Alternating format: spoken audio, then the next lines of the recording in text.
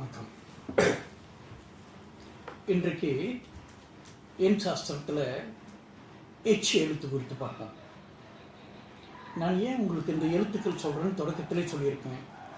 ஏன்னா இந்த எழுத்துக்களுக்குரிய எண்களை தெரிஞ்சுக்கிட்டு கடைசியாக உங்கள் பெயரை எழுதி அந்த பெயருக்கு என்ன எண் வருதுன்னு தெரிஞ்சுக்கிட்டு உங்கள் பெயரை பிறந்த தேதி மாதத்துக்கு ஏற்ப அட்ஜஸ்ட் பண்ண வேண்டியிருக்கா, இல்லை ஏதாச்சும் சின்ன மூவ்மெண்ட் செய்ய வேண்டியிருக்கான்னு தெரிஞ்சிக்க வேண்டியிருக்கும்.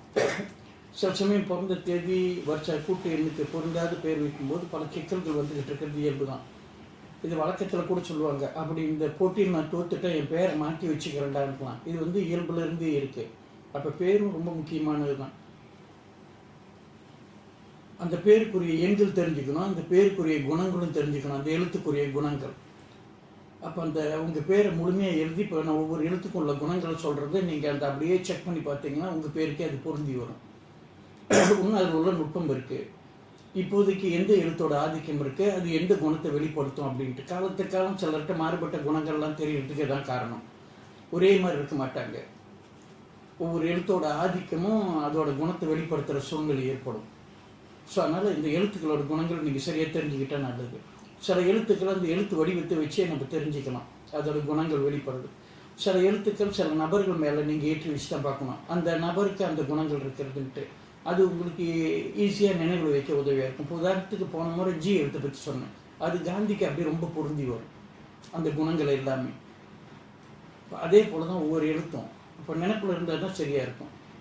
அந்த எழுத்துக்குரிய எண்களும் உங்களுக்கு நினைவில் இருக்கணும். இப்போ நீங்கள் வாகனத்தில் போகும்போது முன்னுக்கு போகிற காரோ மோட்டரோட எண்கள் அந்த எழுத்தை பார்க்கும்போது உங்களுக்கு அந்த எழுத்துக்குரிய எண் நினைவுக்கு வரணும். அந்த எழுத்துக்குரிய குணங்கள் அப்படியே கொஞ்சம் லேசாக ஆசை போட்டிங்கன்னா இப்படியே அது உங்களுக்கு பழக்கத்துக்கு வந்துடும். இப்போ ஒன்றும் இல்லை, நான் பாட்டுக்கு பேசிக்கிட்டு இருக்கேன்னா இப்படி தான் பழக்கப்படுத்துறது. ரெண்டாவது குறிப்பாக இப்போ நான் சொல்கிற எழுத்துக்கள் உங்களுக்கு தெரிஞ்சவங்க மேலே பாருங்கள், அவங்களோட குணங்கள் எப்படி இப்போ சொல்கிறதெல்லாம் பொருந்தி வருதா இல்லையான்னு. நான் பெரும்பாலும் செக் பண்ணி ஒரு 80% மேலே பொருந்தி வந்ததுனால தான் இப்போ தைரியமாக வெளியில் பேசுகிறதுக்கு ஆரம்பிச்சிருக்கேன். சிலர் அமுக்கலி போன மாதிரி இருப்பாங்க, குணத்தை காட்ட மாட்டாங்க. ஒரு மனிதனோட குணம் எப்போ முழுமையாக வெளிப்படணும், நெருக்கடி காலத்தில் தான் வெளிப்படும். அவனுக்கு ஒரு நெருக்கடி ஏற்பட்டு அவனோட இயற்கை குணத்தை காட்டிடணும். வீட்டில் பாருங்கள் அப்படியே தேவதை மாதிரி இருப்பாங்க, விளங்குதா, பிள்ளைகள் மனைவிமார்கள்லாம் ஏதாச்சும் ஒரு நெருக்கடி வந்தால் அப்புறம் காளியாத்தா இறங்கிடுவாங்க. அதுதான் அவங்களோட இயற்கை குணம். ஸோ அந்த மாதிரி தெரிஞ்சுக்கணும். நெருக்கடி காலத்தில் சிலர் வெளிப்படுத்தாமல் இருப்பாங்க, உள்ளுக்குள்ளேயே இருந்துக்கிட்டு. ஸோ அதனால் அது தெரிஞ்சுக்கிறதுக்காக தான் முதல் எழுத்து தெரிஞ்சுங்க, அந்த எழுத்துக்குரிய எண்ணை தெரிஞ்சுங்க. அப்புறம் நான் பிறந்த எண் பற்றியும் கூட்டு எண் பற்றியும் சொல்லும்போது இது சரியாக பொருத்தி பார்க்கறதுக்கு சரியாக வரும். அந்த நேரத்தில் எல்லாத்தையும் ஒன்றா போட்டு குழப்பி சொல்ல நான் விரும்பலை. இப்போ எடுத்த உடனே இந்த எழுத்து ஏக்குன்னா இந்த எழுத்து, ஒன்றுக்குன்னா இந்த எழுத்தெல்லாம் வரும் அப்படின்னு நான் பாட்டுக்கு பேசிக்கிட்டே போயிடுவேன். சரளமாக அப்படியே கடகடன்னு பேசிட்டு போயிடுவேன். ஆனால் ஒரு காசுக்கு பிரயோஜனம் இருக்காது. நீங்கள் கற்று தெரியணுன்றதுக்காக தான் சொல்கிறேன் நான். ஸோ அதனால் கவனமாக கேளுங்க, நினைவுபடுத்துங்க. இன்றைக்கு நம்ம எச் எழுத்து பார்ப்போம். இந்த எச் எழுத்துக்குரிய எண் 5. இந்த 5க்குரிய தேவதை புதன். ஓகே, புதன் விஷ்ணு தொடர்புடைய கிரகம் புதன். புதன்னாலே இந்த புத்தி கூர்மை, நகைச்சுவை, இந்த தந்திரத்தனம் எல்லாமே இருக்கும். நீங்கள் அதை தெரிஞ்சுக்கணும். இதுக்குரிய எண் 5. இது வெளிப்படுத்துகிற நிறம் பச்சை நிறம். அந்த நிறமும் ஒருத்தவங்களோட குணத்தை காட்டும். இந்த நிற சாஸ்திரங்கள் நீங்கள் பார்த்தீங்கன்னா இந்த நிறத்தை வச்சு எத்தகைய குணத்தை வெளிப்படுத்துவாங்கன்னு சொல்லிடுவாங்க. இந்த எழுத்து இதுக்கு அடுத்து இருக்க எழுத்தோட குணத்தை தான் வெளிப்படுத்தும் பெரும்பாலும். ஓகே, அதை கொஞ்சம் உன்னிப்பாக கவனிக்கணும். தனக்கு அடுத்து வர்ற எழுத்தோட குணத்தை தான் இது வெளிப்படுத்த பார்க்கும். பெரும்பாலும் தன்னை வெளிப்படுத்துகிற சூழ்நிலை குறைவு. இந்த எழுத்து என்ன பண்ணோம், அடுத்து நடக்க போகிறத முன்கூட்டியே அவ்வளோ சிக்கப்பு திறமையாக யூகிச்சு அறிகிற பவர் இருக்கும் இந்த எழுத்துக்கு.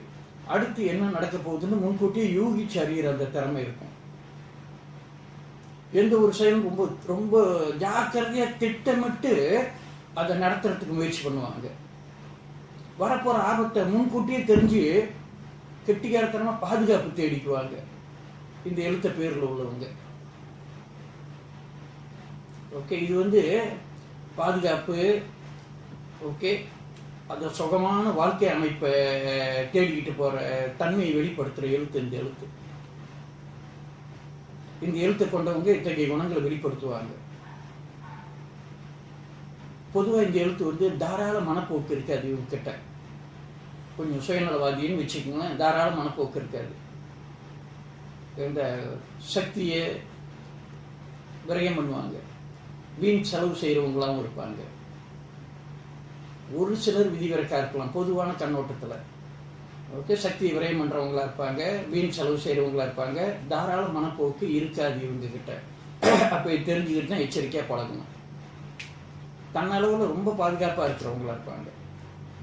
பொதுவாக எடுத்துக்கிட்டிங்கன்னா இந்த மாதிரி உள்ளவங்களுக்கு ஏறக்குறைய இந்த நெத்தியில் இந்த மச்சம் இருக்கிறது நீங்கள் பார்க்கலாம். நெத்தியில் அப்படியே சின்ன போட்டு போட்டால் மச்சம் இருந்துச்சுன்னா நான் சுருக்காவே குழந்தை பெற்றுக்குவாங்கன்னு சொல்லியிருப்பேன் நான் இந்த மச்ச சாஸ்திரத்தில். அந்த மாதிரி மச்சம் இருந்துச்சுனாக்கா வழித்துணைக்கெல்லாம் வருவாங்க, ரொம்ப நட்பாக பேசுவாங்க. ஆனால் காசு வச்சவர்கள் ரொம்ப கராராக இருப்பாங்க. இது குறிப்பாக பெண்களுக்கு 5 கேஸ்னாலும் கராராக கணக்கு பண்ணிக்கிட்டு இருப்பாங்க.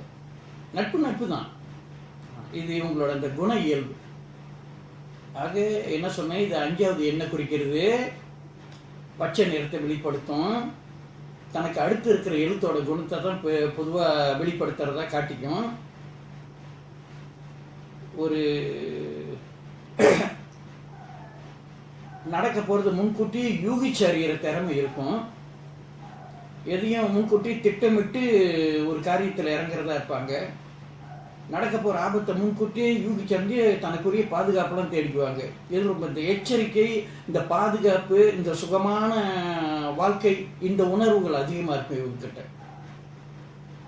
தாராள மனப்போக்கு இருக்காது. சக்தியை விரயம் பண்ணுவாங்க, வீண் செலவு செய்வாங்க. சரி, இதுதான் இந்த எழுத்துக்குரிய பண்புக்கூறுகள். ஆக ஒவ்வொரு எழுத்தோடையும் போட்டு பார்த்துக்கிட்டே வாங்க, அப்போ தான் மறக்காமல் இருப்பீங்க. முடிச்சிட்ட பிறகு எண் சாஸ்திரம் சொல்லும்போது உங்களுக்கும் ஈஸியாக இருக்கும். நீங்களே தெரிஞ்சுக்கலாம். பழகிற நண்பர்கள் குணங்களை மச்சத்தின் மூலமாக தெரிஞ்சுக்குங்க. நண்பர்கிட்ட அந்த அங்க சாஸ்திரம் மூலம் தெரிஞ்சுக்குங்க. ஆண் பெண் மச்சத்தெல்லாம் சொன்னேன். இந்த இதை சொல்கிறேன், இது ஒரு பெரிய சாஸ்திரம். இதுவும் தெரிஞ்சுக்கிட்டிங்கன்னா எச்சரிக்கையாக இருப்பீங்க. ஏன்னா இந்த 21ஆம் நூற்றாண்டில் புத்தகங்களை பற்றி படித்து அறிஞ்சிக்கிற ஞானம் பத்தாது. மனுஷாலையும் படித்து அறிஞ்சிக்கிற ஞானம் தான் வாழ்க்கையில் வெற்றி பெற சரியான கருவி. ஏன்னா ஒவ்வொருத்தரும் குழப்பங்கள் நிறைஞ்ச புத்தகமாக இருக்கும். இது இந்த மாதிரி சில அடையாளங்கள் தான் நம்ம அவனை புரிஞ்சுக்கிறதுக்கு இருக்கு. அதையும் விட்டுட்டோம்னா ரொம்ப பேர் ஏமாந்து போய் நிற்கிறோம். அதனால் இதுலையாச்சும் எச்சரிக்கையாக இருக்கிறதுக்கு சொல்கிறேன் நான். சரி, இன்னைக்கு இந்த அளவில் இது நிறுத்துகிறேன். அடுத்த இடத்துல மீண்டும் உங்களை சந்திக்கிறேன். சென்று வென்று வாருங்கள்.